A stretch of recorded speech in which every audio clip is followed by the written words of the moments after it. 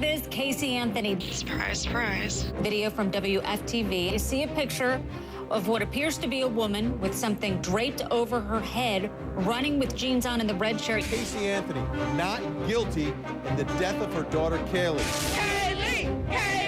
Kaylee Peace Walk. I think people want that closure.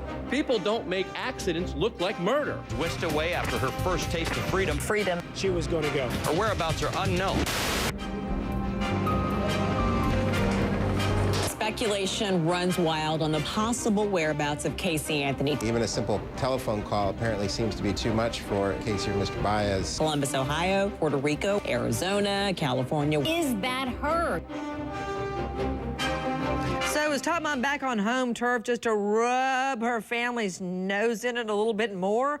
Or is this an elaborate ruse with her and her team of defense attorneys kicked back, getting a big laugh at the expense of her parents, her family, the press, the media, and the public that has judged her guilty of the murder of her 2-year-old little girl?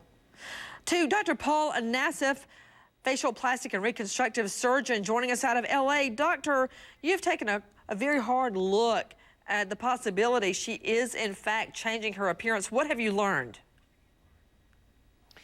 Well, Nancy, I'll tell you one thing. I at this point haven't seen many new photos of what she's doing right now, but I do know that if you do change her appearance, it'd have to be something very, very, very dramatic, because everyone's already studied her features.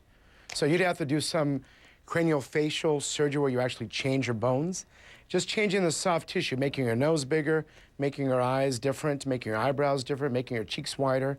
All those things can change her, but I have to tell you, she still will always look like herself, I feel. You know, but Doctor, I'm looking at the mock-up.